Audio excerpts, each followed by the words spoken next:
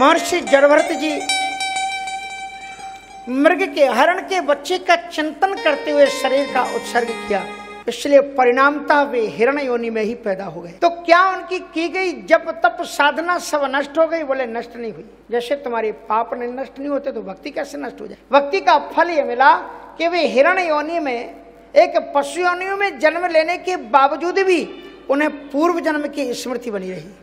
जब ईश्वर परम कृपा करते हैं तो प्राणी के पूर्व जन्म की विस्मृति नहीं होने देते। इसलिए कागभूषण जी पर भी जब भगवान शंकर जी ने कृपा की तो यही कहा कि कवनु जन्म मिटै नहीं ज्ञान, सुने शूद्र मम वचन प्रवाना। और यही परिणाम होता है कि उन्हें हिरण योनि में भी यह ज्ञान रहा कि किस कारण से मैं इतना बड़ा ऋषि साधना में लगा हुआ और पतित हो गया, हिरण में आकर के योनि में जन्मा।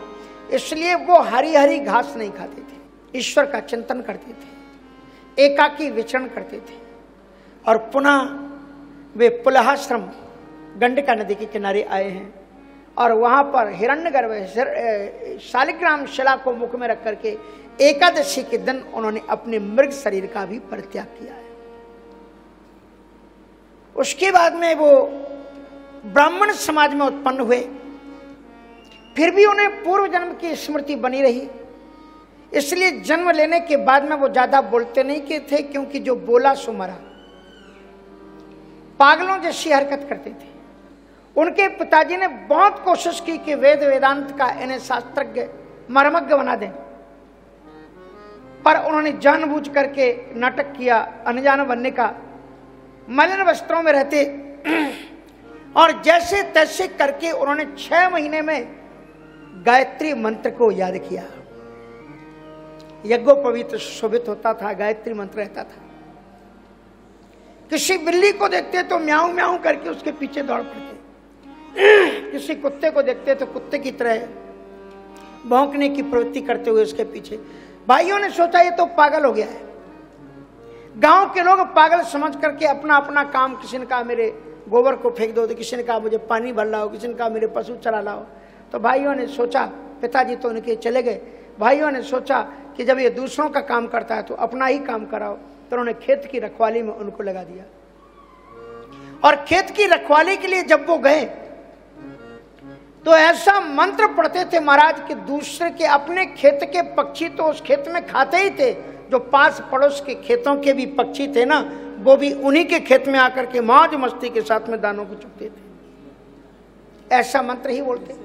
हमारे यहाँ महात्माओं में किसी मंदिर के पास से चले जा रहे हो और अगर ये एक कीर्तन हो रहा हो तो हमारे आचार्य जी भी पुराने अनुभवी हैं, ये बता देंगे इस कीर्तन का मतलब क्या होता है। सिया हरि नारायण गोविंदे रामा कृष्ण गोविंदे, सिया हरि नारायण गोविंदे रामा कृष्ण गोविंदे। बोलो संतो हरि हरि, मुख पे मुरली अदर धरी। बोलो संतो हरि हरि, मुख में मुरली अदर धरी। सिया हरि नारायण गोविंदे राम कृष्ण गोविंद, सिया हरि नारायण गोविंदे राम कृष्ण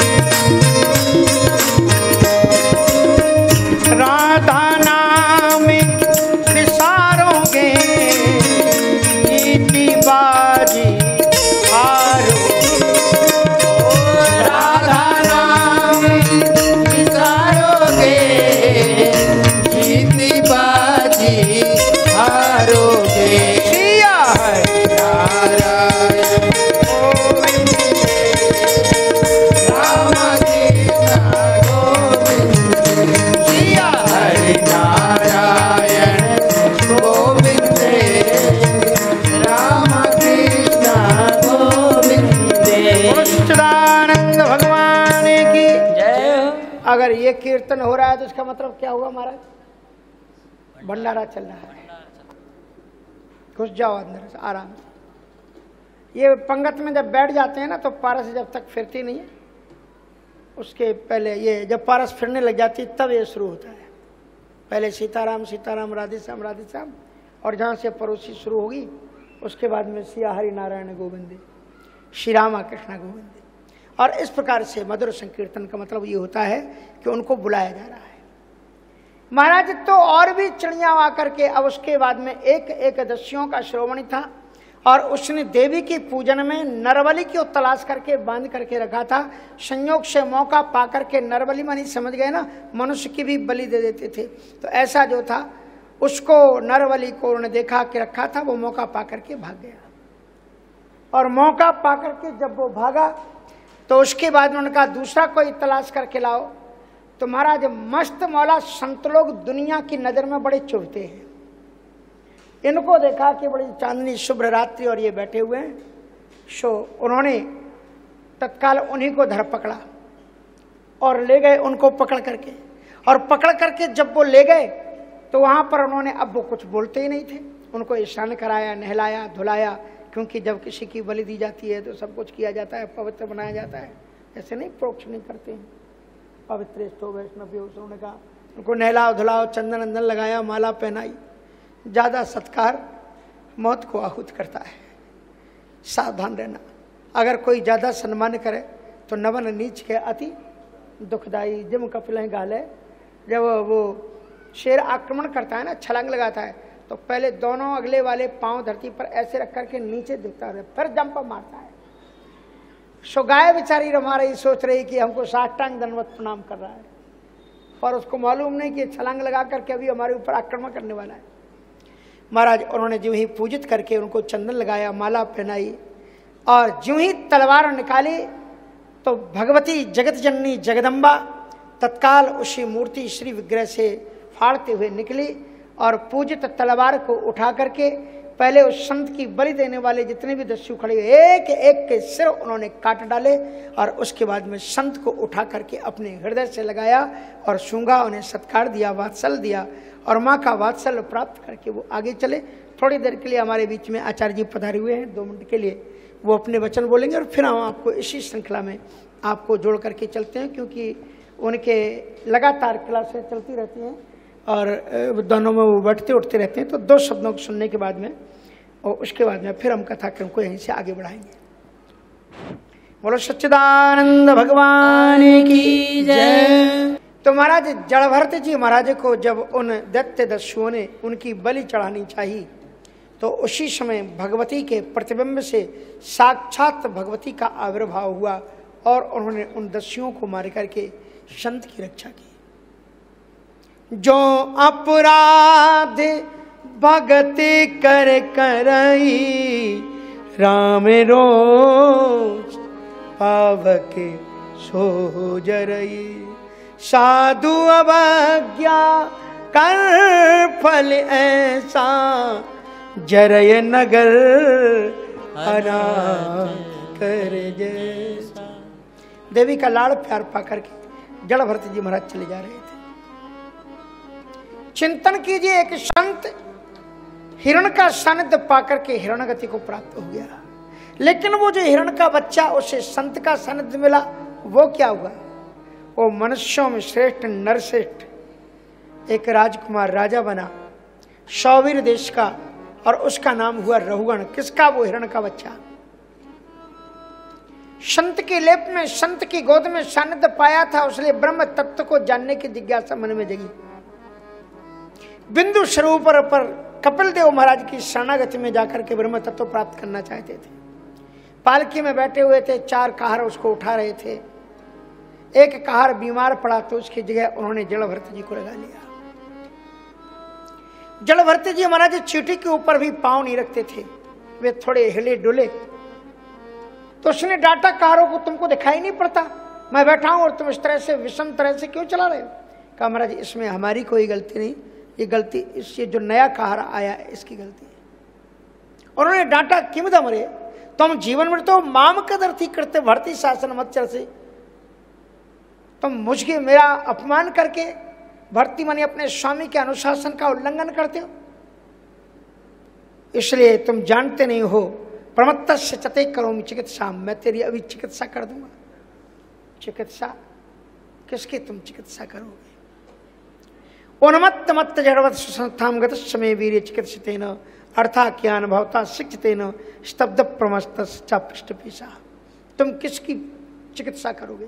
शरीर तो मैं हूं नहीं और आत्मा को तुम छू नहीं सकते हो। बड़ी सुंदर बात उन्होंने कही कि ये मिट्टी की धरती पर मिट्टी के 4 कहार और चारों कहारों के कंधे पर मिट्टी की ये पालकी, और इस मिट्टी की पालकी के अंदर तुम मिट्टी का एक लूढ़ा है। मिट्टी के ऊपर मिट्टी का भार कैसे? इन तत्व में शब्दों को श्रवण करके राजा रघुवर समझ गए ये तो बहुत बड़ी कोई ज्ञानी है, जिनके कंधे पर लद करके मैं चल रहा हूं, ये तो बहुत बड़ा पाप है। उतर करके आए, झांक करके देखा, ये गोपवित दिखाई पड़ा, चरणों में गिर पड़े और कहते हैं ना हम विशंके सुर राज वज्रान ना त्रक्ष शूरान नयमस्य दंडात नाग्नर्क सोमा नील वित्र पास्तात छंके वृषम ब्रह्म कुलाब। महाराज कहते हैं कि मैं जितना देवराज इंद्र के वज्र से नहीं डरता, भगवान शंकर के त्रिशूल से नहीं डरता, मैं अग्नि से, पवन से, हवा से नहीं डरता, जितना कि मैं यज्ञोपवीत धारण करने वाले ब्राह्मणों से मैं डरता हूं। इसलिए क्षमा कीजिएगा, मुझसे अपमान हो गया जो मैं आपके कंधे पर चला, पर आपने ये जो कहा कि पृथ्वी पर पृथ्वी का भार कैसा, ये बात समझ में आई नहीं। अगर जलती हुई चूल्हे के ऊपर में बटलोई रखी जाएगी तो उसमें वो बटलोई गर्म होगी कि नहीं होगी? बोले होगी। उसमें भरा हुआ पानी गर्म होगा कि नहीं होगा? बोले बिल्कुल होगा। बोले फिर उसके अंदर जो चावल है, चावल भी पकेंगे कि नहीं पकेंगे? बोले बिल्कुल पकेंगे। कहा जब शरीर पर भार होगा उससे प्रभावित इंद्रियां होंगी और इंद्रियों के बीच में ही तो मन है ना, तो वो आत्मा भी प्रभावित तो होगी कि नहीं होगी? महाराज हंसे और बड़ा फटकारा। कहते हैं अको विदा को विद बाद वादान वदस्यतो नीति विदाम वरिष्ठा। हो तो तुम पक्के मूर्ख, पर विद्वानों की तरह बात करते हो। नेह नानास्ति किंचन शब्द को रटने से कोई वेदांती नहीं हो जाता। आम ब्रह्मासी के मंत्र को उच्चारण करने से कोई ब्रह्म तत्व का वेत्ता नहीं हो जाता। तुम्हारे ये रटे हुए शब्द वाक्यों से, डायलॉगों से तुम ब्रह्मज्ञानी नहीं हो जाओगे। जितने भी तुमने उदाहरण दिए हैं ये सब कोई मेल आत्मा के साथ में खाते नहीं है, क्योंकि ये पंच तत्व से संबंधित हैं और पंच तत्व का संबंध केवल शरीर तक जाता है। तुमने अग्नि का उदाहरण दिया, बटलोई का उदाहरण दिया और अन्न का उदाहरण दिया, पर आत्मा से इनका कोई संबंध नहीं है। जैसे कि एक नदी के किनारे पर लगा हुआ एक वृक्ष सावन के समय पर उफड़ करके चलने वाली नदी में उसकी छाया पड़ती है, वृक्ष की छाया, पर क्या छाया उस वृक्ष के साथ में बहती है? नहीं बहती। क्यों नहीं बहती? उसकी छाया है जरूर उस पानी पर, लेकिन उसने संबंध अपना वृक्ष से जोड़ रखा है। उसी तरह से ये आत्मा है जरूर पंच तत्व से निर्मित शरीर के अंदर में, लेकिन वो ईश्वर अंश जीव अविनाशी है। इसलिए स्थाल्यग्नि तापात पैसो वितापस तत्तापत तंडुल गर्भरंदी और देहेंद्रिया श्वास सन्निकर्षात तत्संस्ति पुरुषानुरोधात। जिस प्रकार से हजारों हजारों भरे हुए घड़ों के अंदर में जो शीतल जल है उसमें सूर्य की छाया उतरती है, पर उसकी सूर्य की छाया से उस जल की शीतलता पर कोई भी प्रभाव नहीं पड़ता। उसी तरह से इस आत्मा के ऊपर संसार के कर्म बंधनों का कोई प्रभाव उसके ऊपर नहीं पड़ता। फिर उन्होंने भवाटवी आदि का वर्णन किया, बहुत सुंदर वर्णन किया है। और फिर वो चरणों में गिर पड़े। नमो नमः कारण विग्रहाय स्वरूप तुक्षीकृत विग्रहाय नमो धूत ध्वज बंधुलिंग नित्यानुभाव भवा नित्यानुभवाय तुभ्यम। बहुत सुंदर वर्णन किया है। और फिर उन्होंने 27 नरकों का वर्णन किया है और 27 नरकों के वर्णन को श्रवण करके परीक्षित कांप उठे हैं। कहा कि यदि किसी से ये पाप हो चुके हो तो क्या वो पाप से निवृत्त हो सकता है? और इसी के उत्तर के संदर्भ में 6वां स्कंद शुरू करते हैं। 6वें स्कंद में पुराण का जो चौथा लक्षण है पोषणम मदनुग्रहम, अत्र सर्गो विसर्ग स्थान पोषणम मदनुग्रहम। ये जो भक्ति है, इस भक्ति का पोषण ईश्वर की कृपा से ही होता है। हम जो कुछ करते हैं वो भक्ति नहीं हो सकती, पर हम जो कुछ करें उसे ईश्वर चाहे तो उसे भक्ति मान सकता है। न जाने कौन से गुण पर दयानिधि रीझ जाती है। और फिर वो कहते हैं इस श्रीमद् भागवत महापुराण के इस 6वें स्कंद में भगवान ने अहेतु की अनुकंपा 3 लोगों पर की है। एक मनुष्य पर, और देवताओं पर, और एक दैत्य पर। 3 प्रकार के प्राणी, तीनों पर। मनुष्य का उदाहरण देते हुए कहते हैं अजामिल की कथा। अजामिल कोई सत्संगी नहीं था, हिंसक व्यक्ति था। ब्राह्मण होते हुए भी गुरुकुल में उसका आचरण बिगड़ गया। ध्यान रखना, गुरुकुल में भी जो बच्चे संयम के साथ में नहीं रहते, गायत्री मंत्र का जाप नहीं करते, अपने से बड़ों के अनुशासन का पालन नहीं करते, वो गुरुकुल में रहते हुए भी राक्षस गति को प्राप्त हो जाती है। गुरुकुल में पलता था, समुदाय एकत्र करने के लिए गया, चांडाल पति पत्नी का आपस में प्रेमालाप देखा, वेश्याशक्ति जागी, अपनी श्रेष्ठ पत्नी को छोड़ा और चांडालनी वेश्या को अपने घर में रख लिया।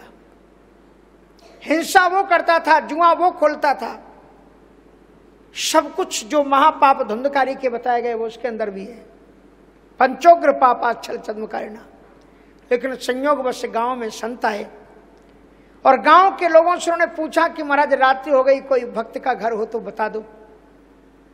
कहाँ चले जाओ? भक्तराज अजामिल के यहाँ पर। अब अजामिल कोई भक्त तो था नहीं, पर उचक्के बदमाश मिल जाते तो महात्माओं के साथ में भी मजाक कर बैठते हैं। तो वो महात्मा लोग, अजामिल तो हिंसक था, कसाई था, लोगों को मारता था, लूटता था, जुआ खेलता था, शराब पीता था, परस्त्री गमन। काय का महात्मा? पर महात्मा आए, दरवाजा खटखटाया, वैश्या ने दरवाजा खोला, देखा दरवाजे पर संत खड़े हैं, आश्चर्य में डूब गई। तो महात्मा ने पूछा, भक्तराज अजामिल का घर यही है क्या? उसका सिर चकराने लगा, ये भक्तराज कब से बन गया? मेरा पति।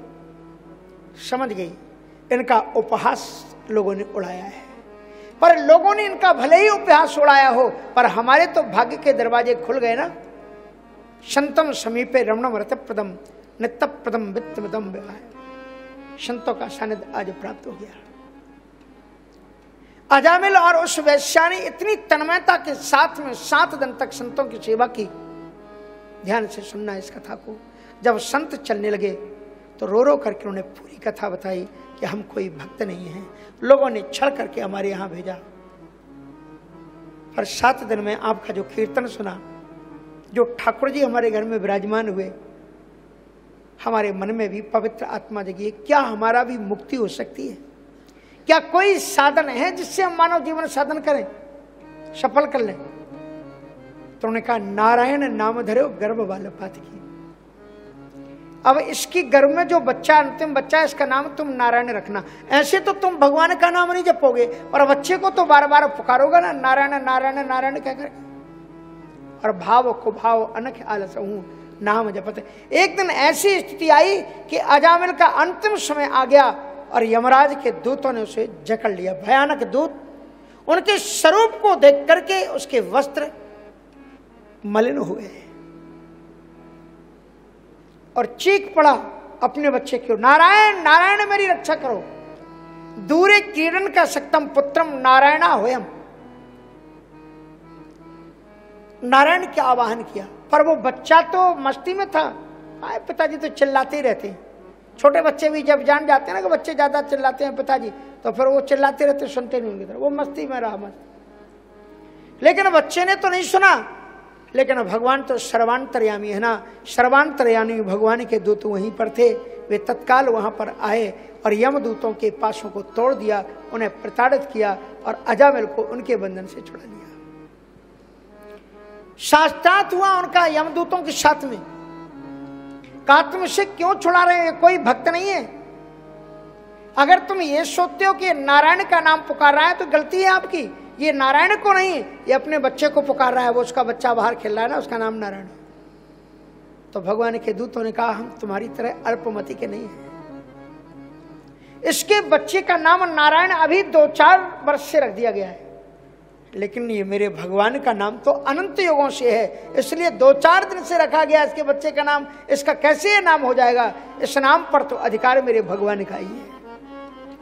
भगवान का नाम आप जप करके भजो तो भी कल्याण होगा, और अनजाने में जपो तो भी कल्याण होगा। अग्नि में हाथ आप जान करके डालो तो भी जलाएगी, और बिना जाने अगर डाल दो तो क्या करेगी? तो भी जलाएगी। तो भगवान का नाम भाव कुभाव अनक आलसहूं, नाम जपत मंगल दिशि दसहूं।